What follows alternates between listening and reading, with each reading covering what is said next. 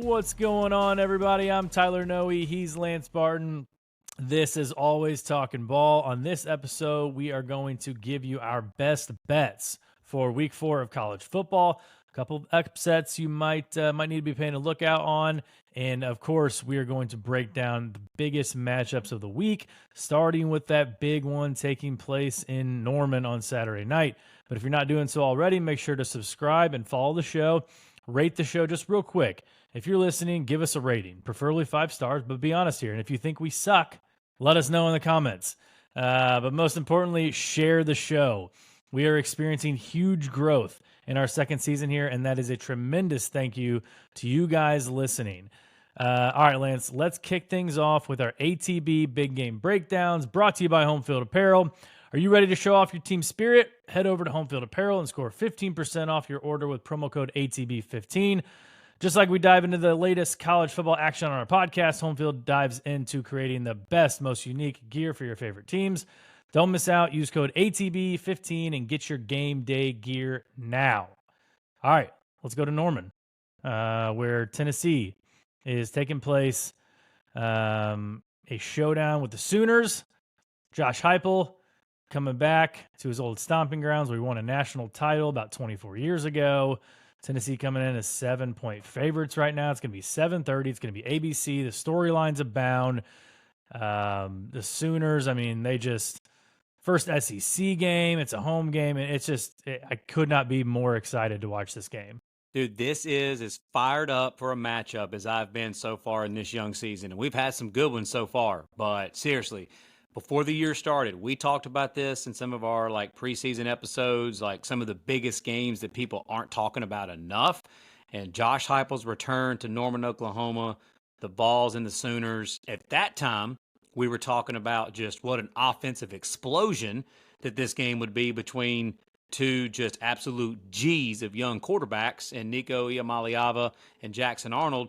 But little did we know that going into this game, it may turn into a defensive slugfest because both of these defenses have really been the story. I mean, I know Nico and Tennessee's offense and stuff still gets a lot of publicity, as they should, but this Brent Venables Oklahoma defense, I'll start with them first. The Oklahoma defense has been fantastic this year. They are tied for second in the country so far through 3 weeks for forcing the most turnovers in the country. They're second in the country for forcing turnovers right now. And that's just a Brent Venables defense. That's what they do. He did the same thing at Clemson. He's doing the same thing now at Oklahoma. They're opportunistic, and they find ways to force you to turn the rock over. Can they do that against this Tennessee bunch? This is Nico. This is his first road start. And I want to, if there are any Oklahoma fans that do listen to this show, and I hope there are, I hope you're out there, I want to challenge the Oklahoma fans here in this spot that this is your first SEC game and your first SEC home game at night. The difference, so one of the biggest differences in my humble opinion on the SEC and other conferences as a whole, night games almost across the board in the SEC, those atmospheres are insane. We saw last week with Kentucky what it turned into at Kroger Field against Georgia. We always know that Neyland Stadium, and they're playing Tennessee, Neyland Stadium at night is insane. Almost all of these SEC atmospheres are that way. It's your turn, Norman. Show us what you got Saturday night. We all as fans I don't want to be able to hear Herbie and Fowler because that place is so loud. And I want to see what Nico in this Tennessee offense looks like in an environment like that. We as college football fans want to see that because in that Oklahoma defense, I'm sure they'll be able to feed off that. But, this Tennessee offense, Tyler, do you think that Nico in this Tennessee offense and this Josh Heupel offense can light it up against this Oklahoma defense? I think he can. I think they can. I mean, Heupel is pretty smart. Obviously, Venables is going to throw some looks that Nico hasn't seen before because he's only played, 4 starts now, including the bowl game last year. But Venables is the master at, kind of confusing opposing quarterbacks, especially young opposing quarterbacks. So it may be dicey early on for Tennessee a little bit. I mean, but you got to remember too, that Heupel stat out there about him, first half against the spread, he's coached 6 years now, and he's 43, 17, and 2 against the first half spread. Nuts. By far the most profitable head coach of the 305 head coaches during that time frame. And that's 22 and 7 and 1 a first half against the spread away from home, too. So he's actually better when he's away from home. Probably because he's getting probably more favorable lines on the road, too, like that. Like in this one, for example. This game was in Knoxville. Exactly. If this game was in Knoxville, the line would be obviously a lot different. Right. So to go back to the Tennessee secondary, Tennessee defense, the secondary is kind of what we talked about at the beginning of the year, how it's a little suspect. It hasn't really been tested. Played Chattanooga, played Kent State, played Grayson McCall, but NC State's kind of panning out to, not be what we thought or what other people thought they might be at the beginning of the season. And to boot, Oklahoma just got word that Nick Anderson is set to make his debut this season. And they need him. Andrew Anthony's going to play too. So the question is, can Jackson Arnold be efficient enough and find those guys? Like, we touted these two guys in the offseason as these freshmen. They're coming in, and we look forward to this matchup, Arnold versus Nico. And Arnold's been 60% so far, which is still pretty good. But in college football, you probably should get to about that 65% mark. And the offense just as a whole, especially like that Houston game, they haven't looked great. Yeah, they've been one of the least explosive offenses in the entire country. Like, they're in the 100s in explosive offense right now. And that's just not what we thought we were going to see. But I'll say this. I know other teams have injuries too, okay? This isn't me making excuses for Oklahoma, but it's just the truth. They've got multiple receivers that have been out, multiple offensive linemen that are out. That obviously hurts when you're trying to be explosive in the pass game. If you can't pass block and you don't have receivers, like you just said, they're getting a couple receivers back.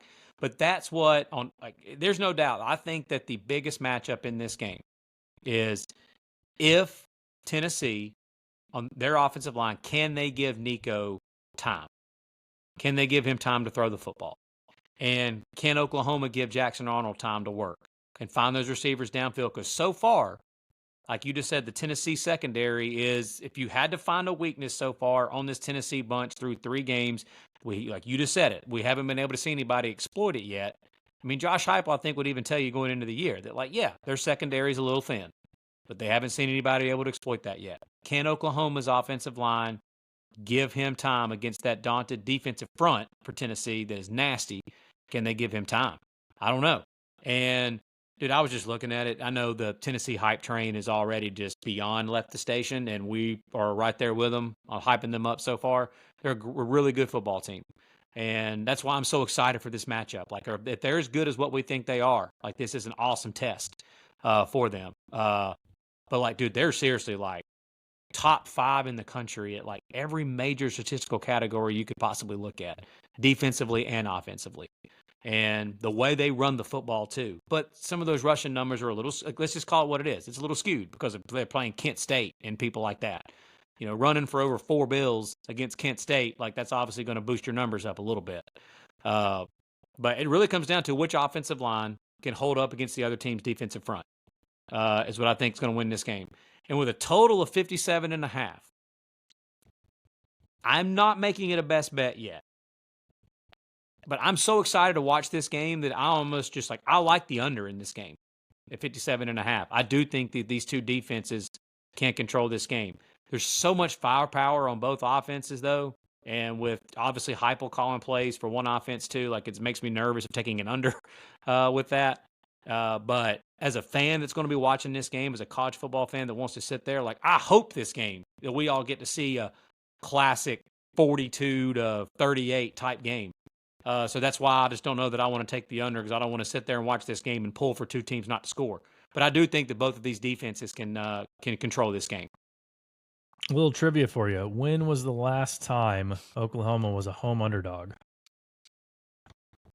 Okay, so a little cheat. Our boy Cole Frederick actually texted me this the other night, and I don't remember the answer, but my guess that I gave to him was back, I think it was 2011, when Oklahoma State and Mike Gundy, that bunch that ended up losing one game and didn't make the national championship game because Alabama and LSU played each other that year. That was the one that I guessed, because I remember Oklahoma State did play Oklahoma at Oklahoma that year, and I think they put it on them pretty good. But that he told me I was wrong. I don't remember. Oh, it was Ohio State, wasn't it?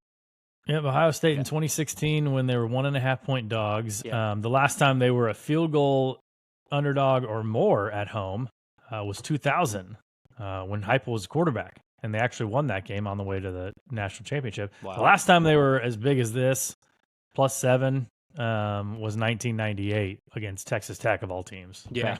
Hey. Oklahoma was on some down years. Texas Tech was flying high, so it's rare. It's rare form for Oklahoma to be home dogs. Yeah, it is. I got a quick question for you, though. You remember in the summer when we were talking, when all the EA Sports stuff came out about toughest stadiums, and we were even like putting stuff out on our socials about toughest stadiums, and we actually had some Oklahoma fans come in our mentions and get on our ass a little bit because we didn't have Oklahoma listed on there. And my argument to them, they kept saying, we haven't lost but this many or whatever. And I'm like, well, yeah. When you've got the most talented roster, you don't play, they never play Texas at home. So every team that they're playing on their home field up until now in the SEC, they were significantly more talented most years than any team out of the Big 12 not named Texas that they would be playing at home. Do you look at Oklahoma as like some like really daunted home, like crazy home atmosphere? I mean, when they get, like you said, they haven't played anybody. When they get a team like Ohio State in there, when they got Notre Dame in there, 10, 12 years ago, I mean, it's a good atmosphere. When they get, it's a good game against like a Kansas State when they should beat Kansas State, but they've had some solid games with Kansas State over the years. Oklahoma State, same thing. I mean, they sure really looked scary last week against Tulane in the fourth quarter with about a half-empty stadium. So they're going to need to bring it a lot better than that. Yeah, I would imagine so. But that's why I really don't know. I really don't know. Like, cause I'm so excited to see what that'll be like. I'm sure it will be, but we should see what their best is Saturday night, as far as the home atmosphere that they have to offer in this game. And again, man, for all the people that are just so hyped up for Nico, like we are, and like what everybody's been doing, just to actually see what he looks like in a tough road environment like this is going to be a lot of fun against the best. He is the best. He's the best defensive mind in college football. I know he's not the defensive coordinator, but Brent Venables is the best defensive mind in college football. So seeing Tennessee and Josh Heupel against this, that's just going to be awesome to watch this matchup. Yep. Let's stay in the Sooner State and head over to Stillwater, where the Utah Utes are coming to town. First time these two are clashing as Big 12 opponents. Going to take place at 4 o'clock on Fox. So it'll just lead right into that Tennessee-Oklahoma game. It's going to be a beautiful Saturday. Funny stat in this game. The combined age for the starting quarterbacks in this game is 49 years old. The combined age for this Sunday's Bears-Colts game between Anthony Richardson and Caleb Williams is 44. So 5 years younger. It's just amazing what's happening in college football right now with some of these guys sticking around 6 and 7 and who knows, 8 years. But Utah, it opened up. Well, I think it opened up Oklahoma State -3, and it's now flipped to 2.5 for Utah. So 5 points in the favor of Utah. I'm not even sure that was necessarily the Cam Rising news. It was kind of almost a foregone conclusion that he was going to play. Yeah. And he's got his wealth of receivers and pass catchers, Brant Keithy, Money Parks, Dorian Singer. They're all going to be healthy. They're all going to be ready for this game because Oklahoma State's defense still has major issues. Yep. We saw it in the Arkansas game where they gave up, 700 total yards. Yep. They still haven't figured it out on that side of the ball. I'm not sure Utah is the best team to figure it out against.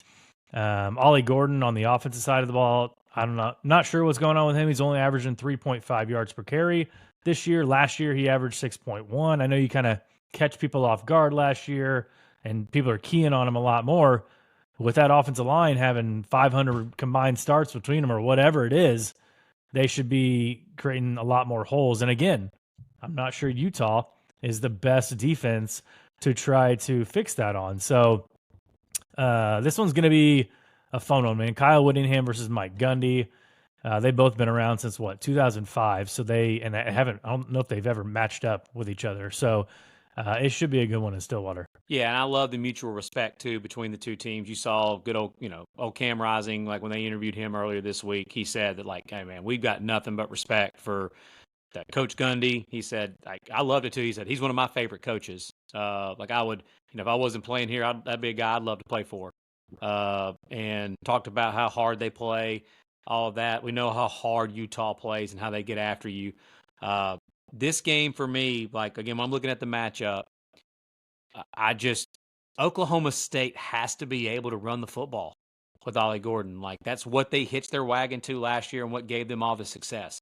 How the hell they managed? Well, I know how they managed to win the Arkansas game 2 weeks ago is because Arkansas literally gave it away. But Oklahoma State still had to do what they did at the end of the game to take it. But like so far, offensively for Oklahoma State, like when you think of Utah, you don't normally think of them as like just having offensive weapons. But the advantage, I'm trying to find an advantage for Oklahoma State in this game. The only thing I can come up with is the game is in Stillwater. Like offensive line, Utah. Yeah. Running game right now, Micah Bernard is like ran wild so far this year compared to Ollie Gordon. Quarterback, Cam Rising. Wide receivers, Utah. Tight ends, Utah. Defense, Utah. So, I mean, again, we know how home atmospheres, what they can do in games. We know funny things can happen in college football games. But this was one, if you watched our last episode when Tyler said to guess the spread, this was one of those that I had this game circled before the season even started, and I really had it circled after the Arkansas-Oklahoma State game. I may be totally wrong on this, but the handicap on this tells me Utah. And it is my biggest bet of the year so far.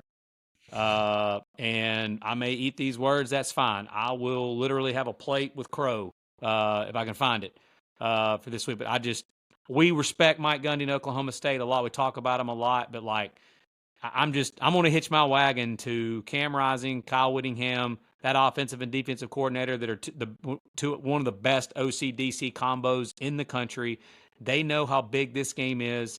And I just think the advantage, I can't find an advantage for Oklahoma State other than the game is in Stillwater.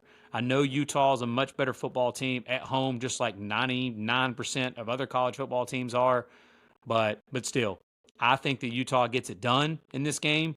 As soon as the line came out, I took it and I got it at +3. So I still like them at -2. So whatever you want to do. I think Utah wins this football game. It is a best bet of mine. I bet them at +3, and it's my biggest bet of the year so far. Yeah, well, by the time you had texted me on that, it was already down at 2. So I grabbed them at +2, and 3 or 4 hours later, there it is at -2. So again, that closing line value doesn't mean much. It makes you feel a little better before the game, but something that will make me and you feel worse before this game is that the fact that Oklahoma State is 8-1 against the spread as a home dog since 2016, and they've won all 8 of those games that they covered the spread in, outright victories. Yeah, man. Well, Gundy is just a magician when he's an underdog. And I got it at Utah +3. So in my own mind, I'm like Utah's the dog here. But no, dude. Look, if you've been following, you know that our bets so far have not gone as well as we'd like for them to. That's obvious. I had a great week last week, and I was 3-4. So we're touting a 3-4 week last week. Yeah, I started off last weekend hot, and then Mississippi State against Toledo. Yeah.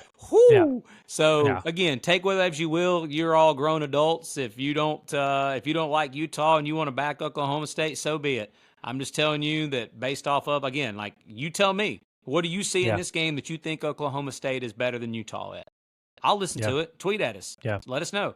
But something interesting, we talked about the tight end position for Utah coming into the year. I was just looking at some different things. You remember that Caleb Lohner, the 6'8" basketball player from Baylor that we said that would somehow end up being some weapon for Utah this year? Yeah. Never played football in his life. Brent Keithy, Caleb Lohner, and Carson Ryan have combined through 3 games so far for 7 touchdowns. 7 touchdown catches, those 3 tight ends. Caleb Lohner has like 3 catches on the year. 2 of them for tutties. So obviously, when Utah's getting in the red zone, they taking that 6'8" basketball player that can literally jump through the goalpost, and they're just tossing it up to him, letting him go get it in the end zone. So that's something to watch for. And we talked to, you already mentioned it, Money Parks, Dorian Singer at wide receiver, solid receivers, Micah Bernard at tailback. I think that Utah is going to be too much in this game. 30 minutes before that game kicks off, up in Ann Arbor, there's another showdown of top 20 teams. On CBS, it's USC traveling to the Big House to take on the Wolverines. USC has not won a game in Eastern or Central time zone since 2012 at Syracuse. Now, granted, they don't play a lot, and when they do, they play Notre Dame, right? They may play like in Dallas or, wherever at AT&T Stadium. I think they did that, 10 years ago against Bama and got shellacked. But so they've lost 8 straight in that time zone. So whether or not that has any bearing on this game, it probably doesn't. It's just a fun little fact. It's got to be. But this is Michigan's last stand, right? Michigan's last stand because they made the switch this week to go to Alex Orji from Davis Warren. Again, like I think you mentioned it, if Orji was so good and he's going to change the fortunes for this team, why wasn't he starting from the beginning, right? Yeah, no, I actually didn't mention that. That was our boy Mike Waxman that. That. And I was talking about you mentioned how sometimes you don't know until you stick guys out there in games, and I think that Michigan has decided. This is just my own opinion on this. They would rather run the football 80% of the time and let that defense play than like in practice. Okay, let me go back here. In practice, dual threat quarterbacks are sometimes really hard to evaluate in a lot of these practices because a lot of times in practice you can't hit the quarterback. So it's like when you watch a spring game sometimes too. Those dual threat quarterbacks, they're not really running a lot. So you're negating what that quarterback does best. Davis Warren, I'm sure, looks like a better passer in practice because we've seen Alex Orji throw the ball, and it's bad. But when Davis Warren's out there supposedly supposed to be the better passer, and you're supposed to be good at running the football, and you're Michigan, and you play defense and all of that, and then you throw the ball to the other team a lot and just throw picks, which is what he's been doing. He's thrown, 6 interceptions or something already this year through 3 games? Yep. So I think that Sharon Moore has just made the decision. I would rather run the football and let my defense play, and so be it. We're going to run the ever-loving piss out of the ball. And I think that's what they should do because for whatever reason, they allowed them to get themselves into this situation where they literally don't have a QB1. Alex Orji's not QB1. Neither is Davis Warren. They don't have one on the roster. But the best chance they've got to win games this year, they're not a national championship contender or anything like that. We already know that. That's obvious. But the best chance they've got to win the most amount of games this year, run the football, don't turn the ball over, and let this defense work. And that's what I think that they've decided to do. I think they're going to run left, run right, run left, run right against USC and see if USC can stop it. It's pretty simple. This handicap is very simple. If USC can stop the run, USC is going to win the game and win the game comfortably. If they can't, then Michigan may win this football game straight up. And the other part, again, like we talked about with Nico a minute ago, Miller Moss so far, through 3 starts in his career, the bowl game last year and the 2 starts this year, he's looked very comfortable and looked very good. Very good. This is his first road start, and it's in the Big House against the Michigan defense. So we'll see what Miller Moss has as well. What are your thoughts? I mean, I think Michigan, if they don't find a quarterback in the portal this next year, they could screw themselves, for the next couple of years. Because, I mean, it all starts with the quarterback position, and they currently don't have it. I mean, what's your, over-under passing attempts for Alex Orji in this game? 9.5, 10.5? Probably around there, right? Yeah. And the lower the better for Michigan, obviously, right? So, I mean, I think he's only attempted 7 pass attempts in his entire career so far. And I mean, this is a guy we've heard about for the past couple of years now. So They were kind of raving about him in the fall camp and everything. Didn't get the starting position. So again, yeah, like you said, can USC stop the run? Now, Utah State's not exactly world beaters, but hey, they shut out an FBS team. We made a huge deal about that. And their defense is kind of, been sneaky good. LSU did pop a couple on them, okay, in that game in Vegas. John Emery popped a couple on them. They got fortunate, I think, in that game with LSU driving down into the red zone, going for it on fourth down. Didn't get it. Props to USC for stopping him, but I'm surprised. Like I think this game was -12 for Michigan in the summer. Yeah. And now it's 5.5. So it's flipped almost 18 exactly points. that. I looked at it the other day. The look ahead line from the summer was exactly that. Yeah. So I just don't know if Michigan can do enough. And again, we talked about the Texas-Michigan game. We talked about the Alabama-Wisconsin game. Will the USC speed?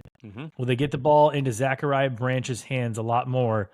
Because some of granted, they weren't as fast as Texas, but some of the angles they were taking was ridiculous. Again, lining Mason Graham up. I think I read that they lined him up 18 times as a defensive end in that game. Yeah, which is just dude.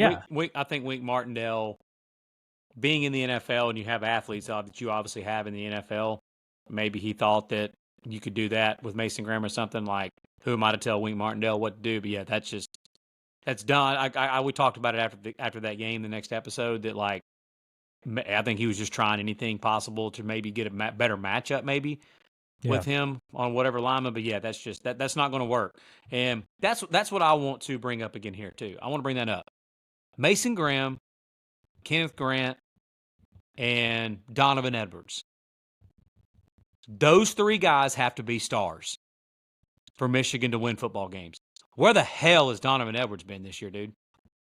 On the cover of College Football 25. Yeah, like this Khalil That's where he's been. Khalil Mullings has been a much better running back than Donovan Edwards so far this year. That's the only place we've seen him is on that cover. Right. And in that Michigan game, that defensive line might as well not even just showed up that day. Yeah. So those guys have to be stars. Like Will Johnson is obviously going to be on Zachariah Branch and like some of those receivers from USC. But the dudes that we all thought, when we all talked about Michigan's got dudes on the defensive line, those guys got to be dudes for them to win. And they just haven't been so far. Like even against Arkansas State, linebackers got to put themselves in better positions. I agree, man. Overall, and just how I am about coaches and stuff. I just love it with all the coordinator stuff or whatever. I haven't gone in and done a bunch of homework on this or not, but I'm just curious of how much D'Anton Lynn. Where did he come from before he went to UCLA? The Ravens. Now, he didn't coach under – I don't know this. I haven't looked at it. I don't know if D'Anton Lynn coached under Wink Martindale or not, because Martindale was with the Giants, I'm pretty sure, before Lynn went to UCLA. Don't know that to be sure. But point being is D'Anton Lynn's background is from that Baltimore Ravens defensive scheme, which Wink Martindale built. The Michigan scheme the last few years has been that Baltimore Ravens type scheme, because that's where all the defensive coordinators came from. They were all underneath Wink Martindale. So I'm just curious of how much does the staffs, like each staff, know about each other's tendencies and stuff when it comes to on the defensive side of the ball for both of these teams. Because, again, Martindale was with the Ravens there for a while. He built what that defense was for Baltimore. So that could be an interesting little nugget here in this game to see what happens, because I'm not sure if Lynn coached under him or not. Do you trust Lincoln Riley to be able to dial up some plays to get his guys in space and get them open? Obviously Will Johnson, he does a pretty good job of, shutting down one half of the field, but the other half is, as far as the Texas game is considered, it was not great. I do, but here's the only thing though with this year's Lincoln Riley offense. Almost every one of them unless I'm mistaken, even Mayfield, all those dudes could run. Were solid, like dual threat types. Even Baker in college, like Baker can move. Obviously Hurts and Kyler Murray and Caleb Williams, Miller Moss is not that. Now, he's not, just a statue by any means, but he doesn't move like those guys can. Yeah. So I'm just curious, if Michigan gets pushed up front on the defensive side, can Miller Moss can he roll the pocket or move around a little bit more to negate some of that rush? I don't know. Yeah, I think they're going to get some. I think they're going to get some quick passes out to kind of loosen up that stuff. And if you remember in that Texas game too, watch the tight ends and the running backs on Saturday at 3:30 for USC. Watch Deuce Robinson and watch Zachariah Branch and Woody Marks. Woody Marks. Yeah, watch them because I mean I remember just again bad angle tackling from the linebackers and again the speed. Like I mean Jaden Blue absolutely juked a guy. I remember vividly out of his shoes. Even that true freshman running back at Texas was exactly. So I mean, just watch again with the wide receivers; they're fine, but like the tight ends and the running backs, with the matchups against the linebackers that are bigger guys and not as fast, that's where I think USC could have a really big advantage. Yeah, I mean, public policy tells you to bet on USC in this game, but part of me is just like, I mean, is Michigan really going to lose 2 games? In the month. Here's the thing, man. We were talking about that Texas Michigan game 2 weeks ago, and we were all over Texas, and for some reason we were like, we didn't bet it, and we knew, and everything we talked about. Down, you're right. Everything we talked about pointed to Texas winning that game. Yeah, but so I'm almost deep down. I know, like, I just don't think Michigan's any good this year. They're going to beat teams like Arkansas State and Fresno State and whoever, sure, but when you play teams like Texas and USC. And Ohio State and Oregon, you're going to see a real big difference. Yeah, and they're going to be in a lot of close games, especially now with Orji at quarterback, because they're going to run the football, run clock, and play defense. Hot take alert.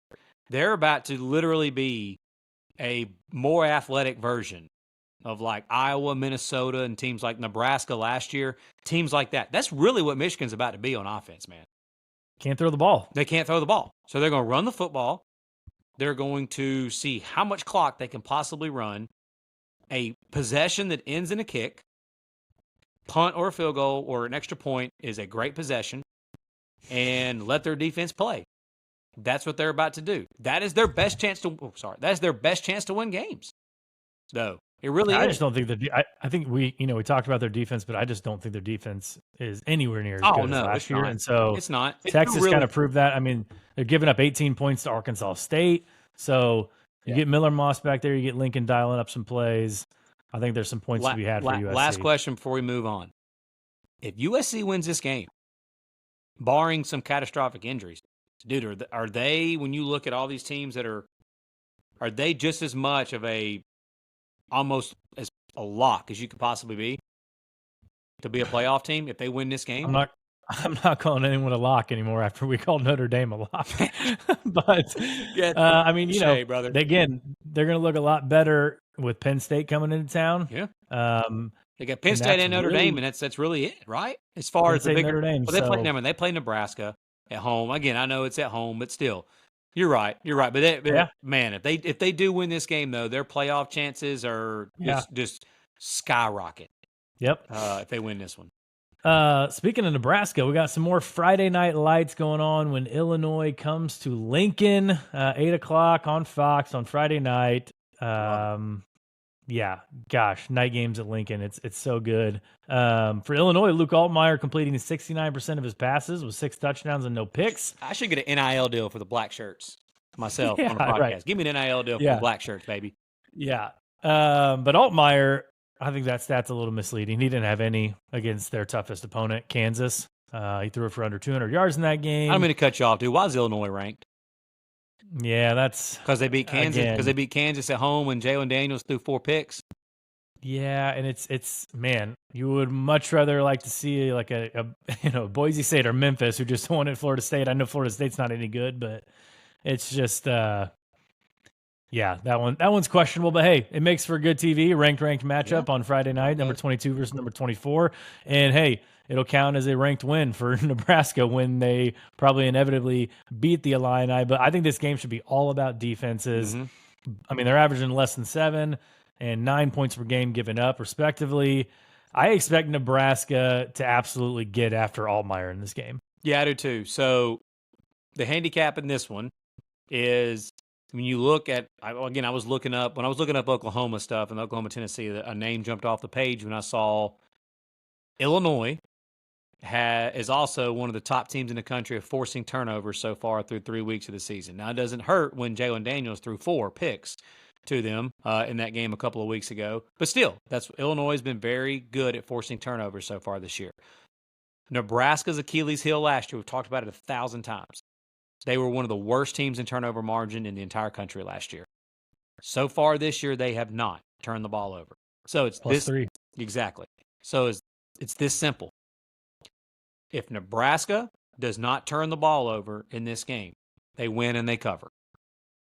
If Raiola goes out as a true freshman in this game on a Friday night and has trouble against an Illinois defense and has some freshman moments and throws a couple of picks or something, then Illinois is in this game. They need Nebraska to make mistakes to win this game. I dug into this one. You'll be proud of me. I dug into this one. So I expected when I was looking at numbers to see that, Burt Bielema and Illinois, they're 3-0 and ranked. I was like, I bet they've just been running the piss out of the football this year. Nope. They've not been impressive running the ball. I was like, Luke Altmaier must be just tearing it up, throwing the ball. Nope. He's not either. Again, man, they've played 2 basically high school teams, and then they beat Kansas at home, where Kansas threw 4 picks, and Illinois had to do everything they possibly could to still win at the end of that game, even though Kansas gifted them 4 interceptions. So Nebraska's better on the offensive line. Nebraska's better on the defensive line. Nebraska, again, we keep talking about it. Their skill position level is so much better than what it's been in a long time, running backs and receivers. So if Nebraska doesn't turn the football over, they win this game 10, 14 points probably, somewhere around that range. So I like Nebraska to win.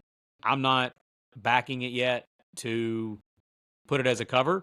But I feel a little bit like this one, almost like I felt about the Kansas State-Arizona game last week. The game being at home, a very well-coached football team like Matt Rule's team. This one, I think, will tell me, has Nebraska finally gotten over that hump of not shooting themselves in the foot, making dumb mistakes to lose games? Because they're going to walk to 9-3 this year if they just don't turn the freaking football over because their defense is that good. So I want to see Raiola because, no offense to all the Colorado lovers out there, I'm just not that impressed that Raiola did well against Colorado's defense. I'm just not. Mm-hmm. But Illinois, I do think that they're good enough defensively that if Raiola goes out and plays really well, plays within himself, doesn't try to do too much, and doesn't turn the football over and is efficient against Illinois, and I think that Nebraska fans can start getting pretty excited, really excited. I know they already are really excited about this team, so are we. Everybody hyped them up before the year, but I think they can get even more excited about this football team going forward. Yeah, Nebraska's +3 in turnover margin, and Illinois +8 in turnover margin. Yeah. So they've been one of the luckiest teams in the country so far. Nebraska -8 currently is the line. Another game that night is Stanford at Syracuse. I think that's 8.5, 9 Syracuse. So keep on the lookout on the socials. You might get yourself a little Lance Barton teaser. He loves to throw. Time out, man. Time out. That's hilarious. I want to let everybody know we have not talked about this at all. I was talking to my pops earlier, and I said, I know it's college football, but I want to say this right now. Betting games straight is without a doubt what you should do. Don't play a bunch of teasers in college football, okay? Pushing in the NFL, pushing numbers through key numbers because NFL games are decided by one possession so often that works. It does. But in college, don't do that. But you're right, man. I actually do. I've got a little something for the folks. I'll go and give it right now since you teased it. And you didn't know this was coming. My spot game of the week, as far as just a brutal spot for a team, Washington State, coming off that huge win in the Apple Cup against Washington, is coming home and playing against, sorry if I butchered this, how you say it? Niumatalolo. Niumatalolo. And the Yeah. San Jose State Spartans, they were getting 14 points. Now they're only getting 12 points against San Jose. I think you could take a 3-team 10-point teaser and tease San Jose State to plus 22, tease Syracuse to just win the game at home against Stanford, and tease Nebraska, whatever they would be, plus 2.5, like if it plus 2, whatever that's going to be, basically just to win the game at home. And if you are a degenerate out there that just loves some action and wants to just torture yourself in a little Friday night college football action to have all 3 games, hook up all 3 TVs and watch them all because you got action in all of them, that's what you should do. So I'm not giving it as like a best bet, but I'm throwing it out as like, I'm probably going to have it. Hey, I'm probably going to have it. So yeah, maybe you should fade it. But yeah. So yeah, that's what I'm going to have Friday night. I love it. All right, let's get to some quick hitters real quick. NC State at Clemson, noon on ABC. CJ Bailey at quarterback for the Wolfpack. Clemson favored by 20.5. 20.5. That's what I was about to say. Yep. 20.5. Does this fall into that category that the line is where it's at for a reason? Because it started at 17. Obviously, McCall going out. Actually, it might have started lower than that, but McCall going out, ticked it up another field goal or so. I don't know anything about CJ Bailey really, but I know Clemson had their best offensive game in the last 2 years with Garrett Riley. Last time they played against App State. So, but it's a noon game. I don't know. I never like to back home teams at noon. You know that. Right. Clemson off a bye. Like, I don't have the numbers in front of me what Dabo is off a bye. I'm sure they're pretty solid off a bye. But, again, I'm very high on this Clemson defense. I still was after that Georgia game. The Clemson defense just gave out there in the second half because they literally were on the field the whole game. But that was a 6-0 game at the half against the Dogs. And then they just obliterated Appy State. I don't know how NC State is going to manufacture drives and score in this game. And what I'm most excited about seeing in this game is this Clemson offense. Have they figured it out? Has the light bulb finally went off? Well, I guess we'll find out. But I think Clemson can run the football in this game with Big Phil Maffa. I think that's the key. Run the rock and open up the play-action game with Klubnik and some of those young receivers. I think Clemson wins this game. I just don't have any say as far as the line goes. Yeah, it's a very weak noon slate. I mean, you got this game, you got Kansas, West Virginia, you've got Florida, Mississippi State. So this one will probably be on the main TV. But I'm anxious to get your thoughts on these next couple games. So Arkansas going on the road to play Auburn.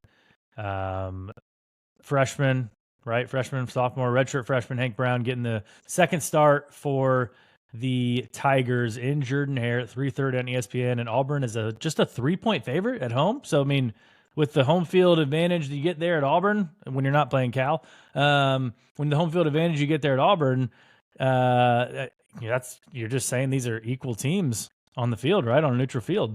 Dude, this is such a big game for both of these teams as far as momentum for the rest of the season, the negativity, whichever team loses this game, the negativity that will be coming out. Like, yeah. Especially, like, obviously for different things. Like, Hugh Freeze is not, like, no matter what, he's not on a hot seat this year. And he'll always, no matter what they do on the field this year, will have the saving grace of the recruiting class that he's got coming in. Yeah. But Pittman, obviously, we know he's coaching for his job this year. And, dude, I've seen our boy Josh Pate, give out some cool takes and some funny takes and stuff like that, and some really good ones. But old Jake Crane, the one he gave out talking about that if you want the perfect ingredients to make a Four Loko is Arkansas and Auburn when they play each other, that was an incredible analogy. And I legit looked down at my phone and when I was like hearing him talk about that, I actually laughed out loud because I thought that was beautiful. So tip of the cap to Jake Crane for that analogy. That was fantastic because he's right. I've watched so many times these two teams play each other, and the game is the definition of drunk. The craziest stuff happens when these two teams play each other. And wasn't there like a 51-50 game a couple of years ago? Yeah, dude, there's that. Then you had the Bo Nix game at Auburn a few years ago where literally he spiked the football like backwards and the officials even like reviewed it afterwards, and it's still up, like it withstood that it was a actual spike and not a fumble, and it should have been a fumble, and Arkansas should have won that game on that play, and Auburn ended up pulling out a win. There's a lot, man, that are like that in this series. But here's what's crazy. We're only 3 weeks in.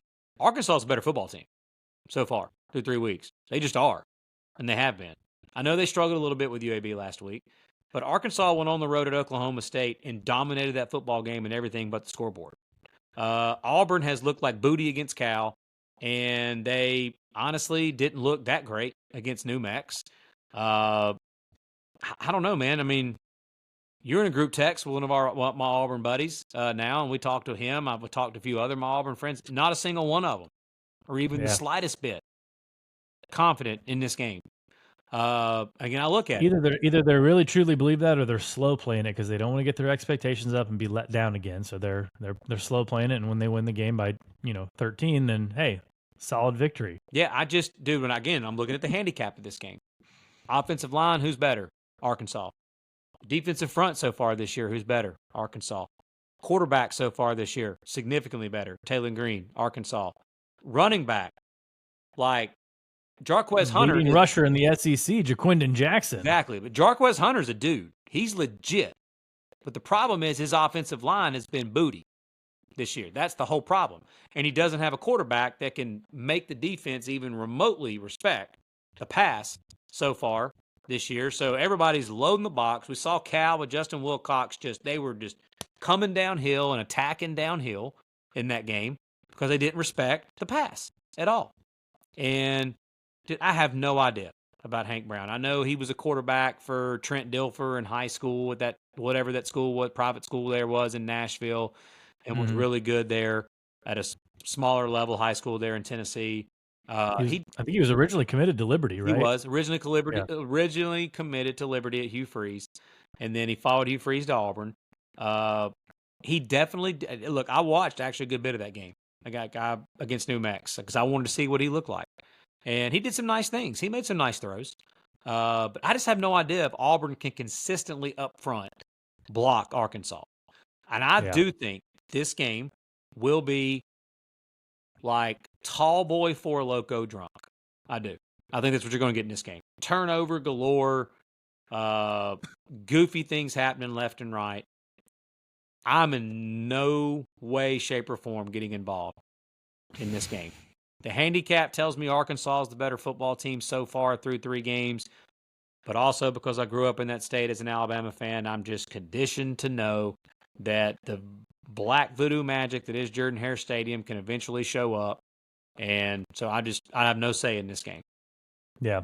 That 3:30 slate is loaded. We already talked about Utah and Oklahoma State and USC Michigan. This game, and then this next game on the ACC Network at 3:30. Rutgers at Virginia Tech. Got to get your thoughts on the Hokies and why the line has dropped from 5.5 to 3.5 now. I know one of the nuggets is Greg Schiano's 17-8-1 against the spread off of a bye week. Yeah, I just think that this is a classic of styles make fights in college football. They just do, and in college basketball too. Virginia Tech wants to run the football. That's what they want to do. And Rutgers is as good as it gets at stuffing the run. They're one of the best defenses in the country the last couple of years at stopping the run. They're one of the best offenses in the country at running the football. Kyle Monungai, again, here he is, second in the country this year so far in running the football, rushing yards per game. I think they've only played 2 games, but against 2 high school teams, he ran the rock really well. But I just think that this is I think this is going to be a very low scoring, like get the women and the kids out of the stadium. A lot of pads popping in this game. I think that Brent Pry and Virginia Tech is going to bring that lunch pail defense and get after Rutgers defensively. I think Rutgers is going to do the same. Unfortunately for my Hokies, is that Kyron Drones just has not been so far what we thought or expected that he was going to be in the passing game. He's hit a few explosives here and there, but overall he's just been a little inefficient and is not throwing the football down the field well. Virginia Tech has some solid wide receivers, but he's not been able to consistently get the football down the field to them. And again, they want to run the football. They want to run the football and play defense, just like the best Frank Beamer Virginia Tech teams always did. So I think this is just going to be a clash of what both teams want to do. Numbers will tell you that Virginia Tech has not been very good against the run this year, but a lot of that has to do with Diego Pavia from the quarterback position ran the piss out of it in the QB run game against them first game of the year. Running backs, just traditional running the football, like obviously what Rutgers is going to do, because we know that Ethan Callie McManus, however you say his name, is not going to run the football against Virginia Tech. So Tech has done a really good job at stopping traditional running style teams that just want to line up and run the ball. So I think that you're going to have two teams running the rock, playing defense, punting, who can force turnovers, and it is actually one of my best bets. It's my first under bet of the year. I've got under 45 in this game as a best bet. I think this is a 20-17, 17-14 type of game. So I don't have a bet as far as the side, but obviously from the score that I just gave you, that kind of tells you which way I would lean towards it. But I'm not ready to sit here and say that Rutgers is going to go on the road and win outright in Blacksburg yet. Do I think they can? Yes, because I do think that they run the ball and play defense well enough that they can. I think it's going to be a low-scoring war in this game. Can we get a freaking night game in Blacksburg yet? I mean, my goodness. Gosh. Yeah, well, if Virginia Tech can freaking win some games, they probably will here in a few weeks. But also, too, though, with the ESPN deal that they've got with SEC now, I mean, you better be – well, never mind. That's at Miami next week. Never mind. Yeah. The Clemson game in a few weeks could be. Yeah. The down in Dallas, the battle for the Iron Skillet, TCU comes in to SMU as 3-point favorites. I don't think we thought that was going to be the case preseason because we were kind of all over SMU, and now they've switched quarterbacks to Kevin Jennings, and TCU suffered a heartbreaker last week to UCF, blowing that 18-point lead. And, man, 5 o'clock kickoff on the CW. They really decided to kick this game off at just the hottest part of the day. I mean, it's probably going to be 95 to 100 degrees down there in Dallas. Yeah, but again, these two teams both, they're used to it. But, dude, isn't that weird? Like, all offseason, everybody just hyped up Preston Stone, and we talked about him too, how good he was. And now he's not even the starter for SMU. I mean, that's been the story for SMU. SMU's defense has actually been fine. They played well. I'm wondering if some of the transfers in the offensive line, has that been a problem? Obviously, Preston Stone hasn't played well. The quarterback position's been a problem. But this is a mindset game. This is two big rivals. So, obviously, they're both – I don't think you're going to have a flat spot like TCU blowing that second half lead that they blew against UCF. They're not going to come into this game flat off that because it's a huge rivalry against SMU. I lean TCU in this spot because TCU played really well for 3.5 quarters against UCF and looked really good and then just blew it. And I don't know if Kevin Jennings, that is Jennings quarterback for SMU. I'm just not sure if he can keep up with the SMU offense. I think SMU is going to be able to score some points. If I had to lean, I would lean TCU. But yeah, I don't have a say in this game. Okay. Miami going on the road to Raymond James Stadium, taking on your favorite team, the USF Bulls. Miami's 16.5-point favorites in this game. Do you think USF just kind of left it all on the field against Alabama and they just don't have much left? Or, in-state game, will they be hyped up to play Miami?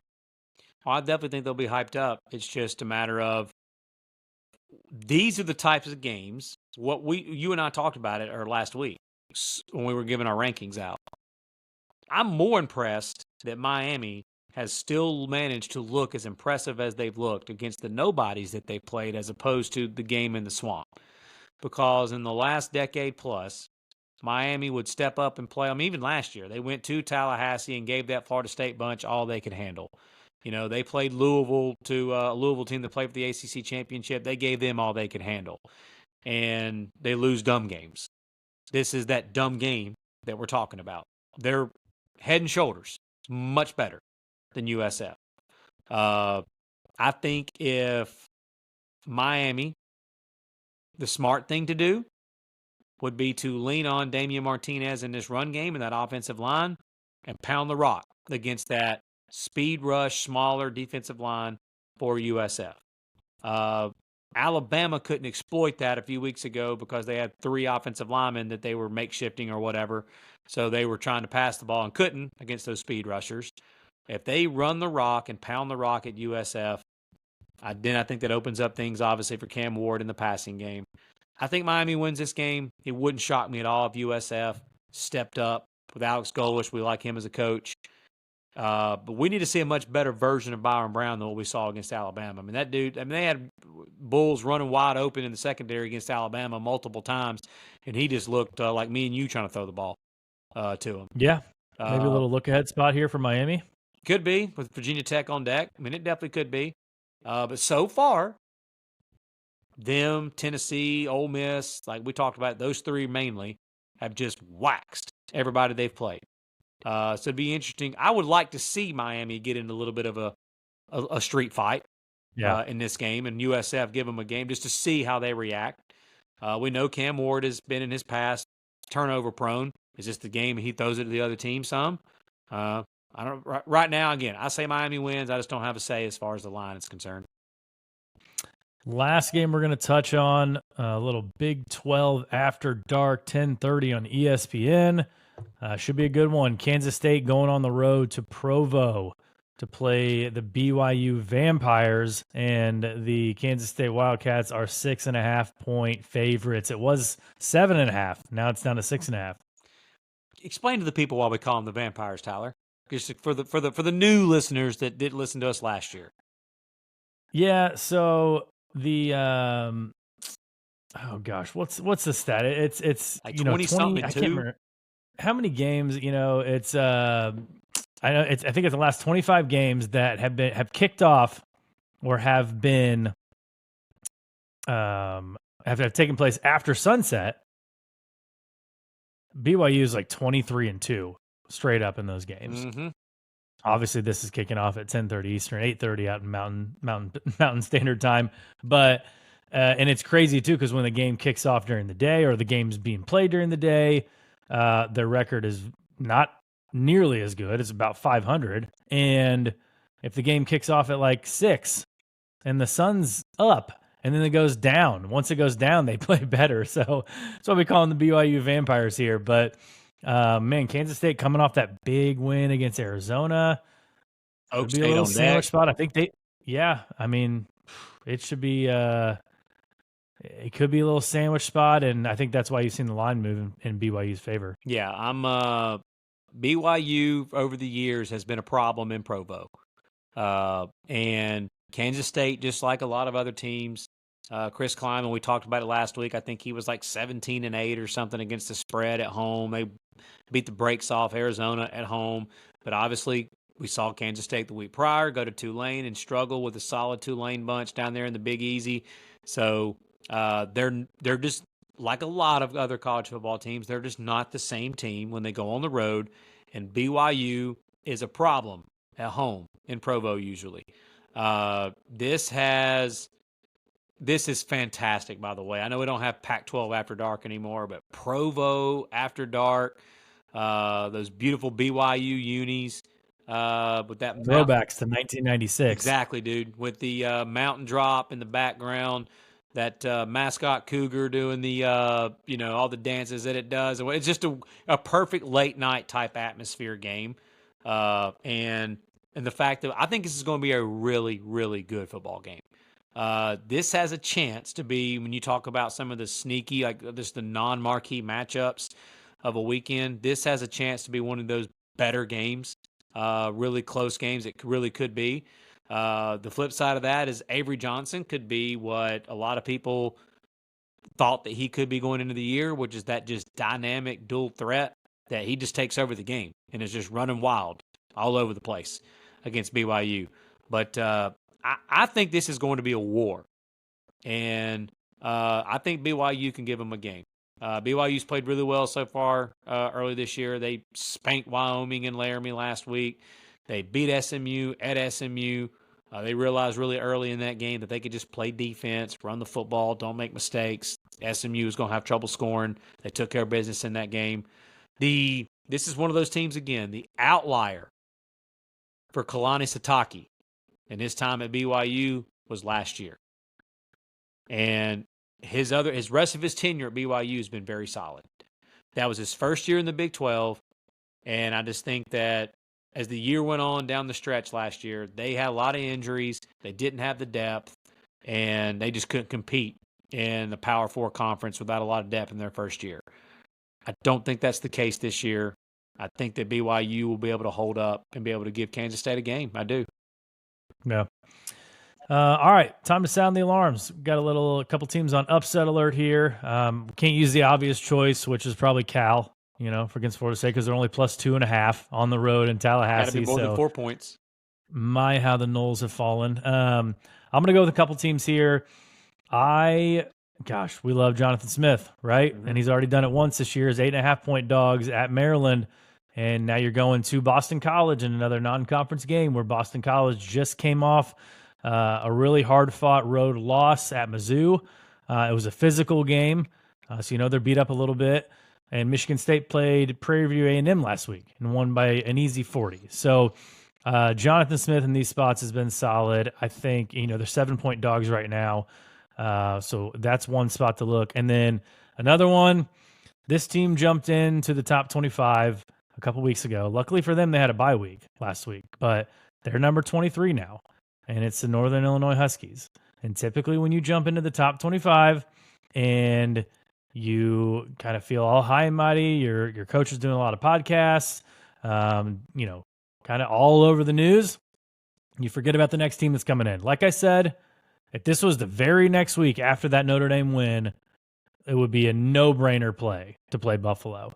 But I think Buffalo can go in there and ruffle some feathers and get Northern Illinois off their blocks a little bit and kind of put some stress on them where people are watching that game, kick off and halfway through the game, they're thinking, wait, isn't this the same team that just beat Notre Dame? Because that would totally be a Notre Dame thing, too, to just lose to a team that gets absolutely boat raced in their next game. So right now, Northern Illinois is, I think, 14.5-point favorites. I'm saying watch out for Buffalo. I like that a lot, actually. I do. I like both of those, really. I do. I've got two as well. One I just talked about. I think BYU can win the game straight up at home in Provo against Kansas State. So I'm putting Kansas State on upset alert. Our K-State fans are not going to like that. They're not, and that's okay. We love Chris Kleiman. Hey, I backed Kansas State last week and laid the 7 points against Arizona. I just respect BYU here. Again, I'm not saying that BYU is going to win the game, but we're trying to find games more than 4 points. We think teams that are live dogs that can win outright. I think BYU can. And the other one, I hate saying this. I really do. With as good as much as we've hyped him up, as much as we've talked about him, I think Oklahoma can win the game against Tennessee and Norman. I do.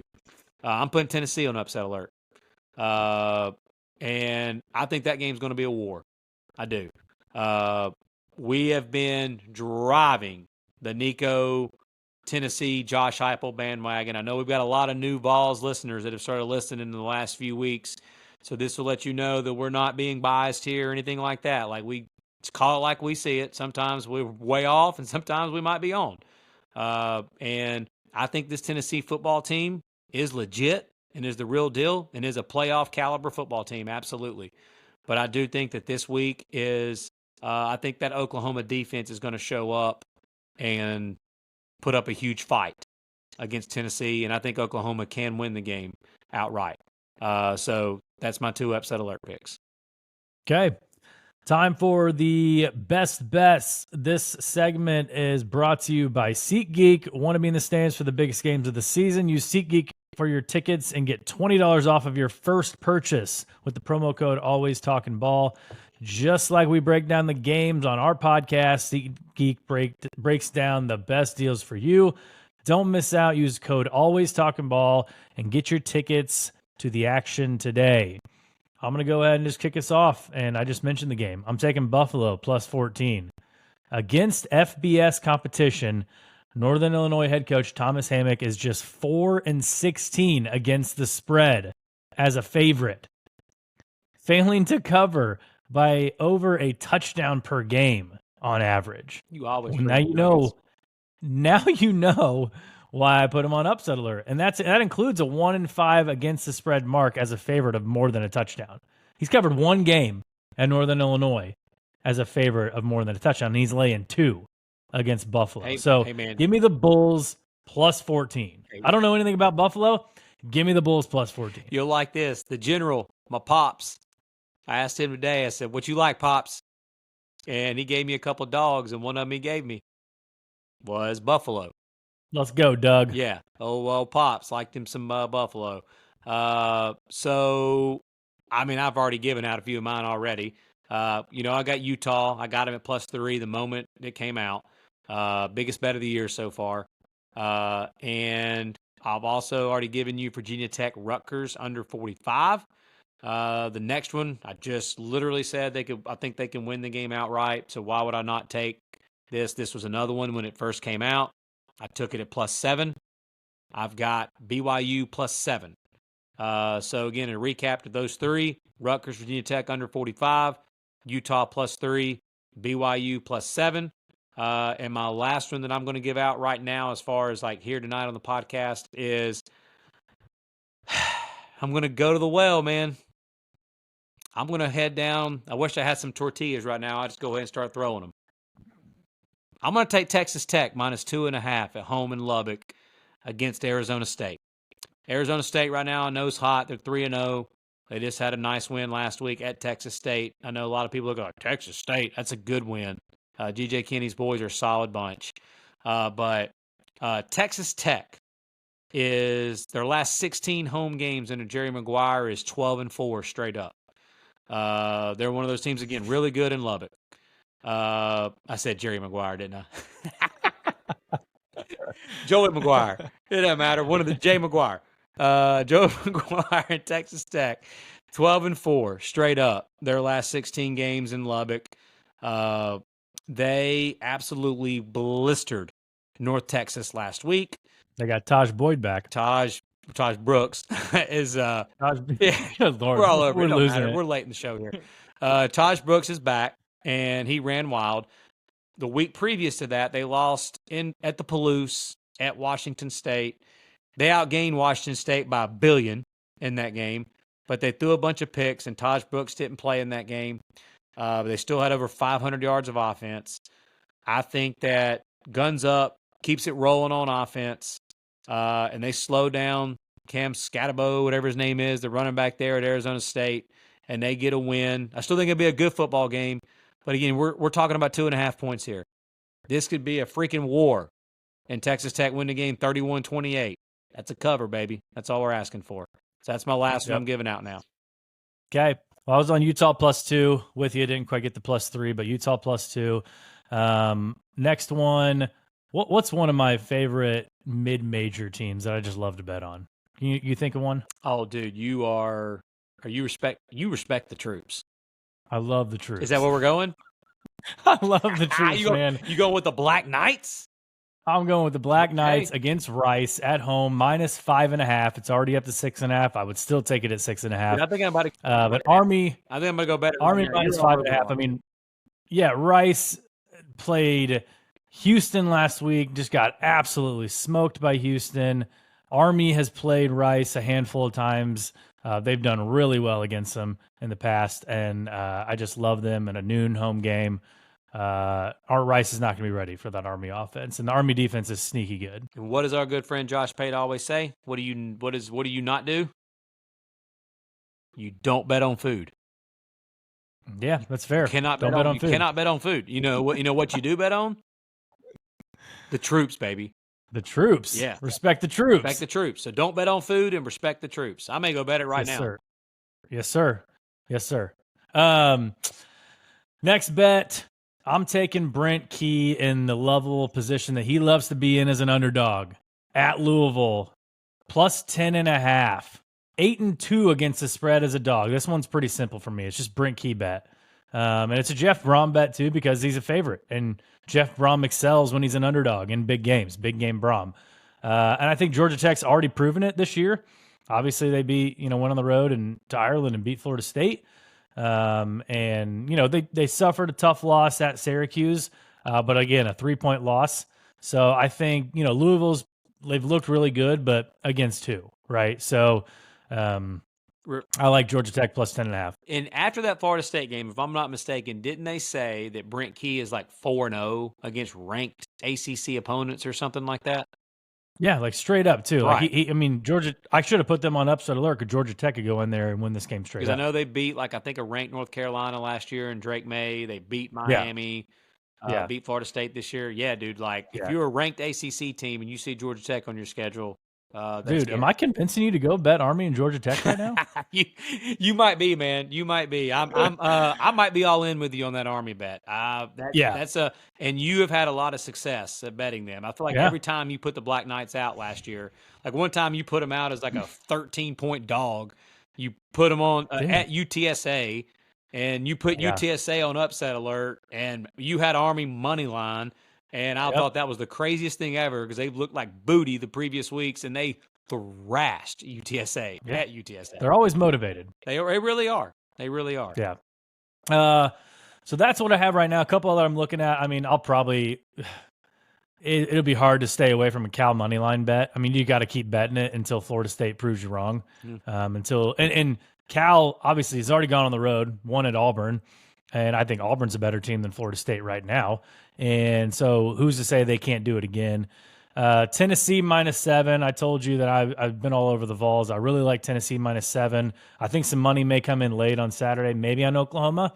But those ranked matchups have really favored the favorite, like as of like the past couple years. Like that Kansas State-Arizona game last week, ranked, smoked them.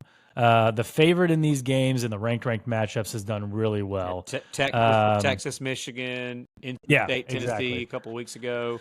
Yeah, I think I saw something on that. It's like 57%, 58%, something like that. The favorite. Yep.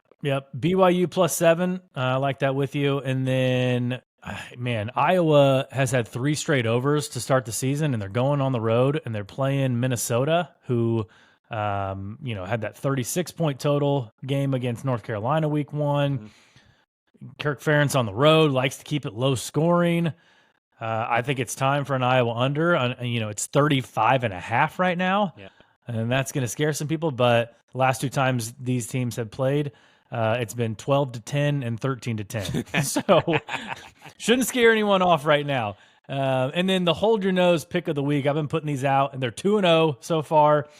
Hold your nose pick of the week is a total this week, and it's actually a game you mentioned in Lubbock. It's at Arizona State versus Texas Tech, but I'm taking the under 60.5 in this game, and it's basically a wind forecast game. 18-mile-per-hour winds with gusts up to 32 miles per hour. The West Texas wind. So West Texas winds. You got to watch out for it. Could be a Cam Scattaboo and Taj Brooks type game.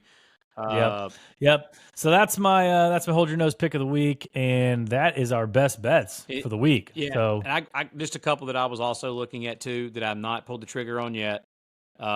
Tennessee, Oklahoma under the 57.5. Just I haven't pulled the trigger on that yet. LSU -23.5 against UCLA. I think they beat the brakes off UCLA. That's a lot of points. I've just got to look a little bit more into that one. And that's probably, I'd say that's it for now. Okay. I can't get there yet on San Jose State and Navy were a couple that I was thinking about because of the spots. Washington State coming off the troops. Exactly. Washington State coming off the huge win in the Apple Cup against Washington, now playing San Jose. And then Memphis coming off that massive win in Tallahassee against their old coach, Mike Norvell.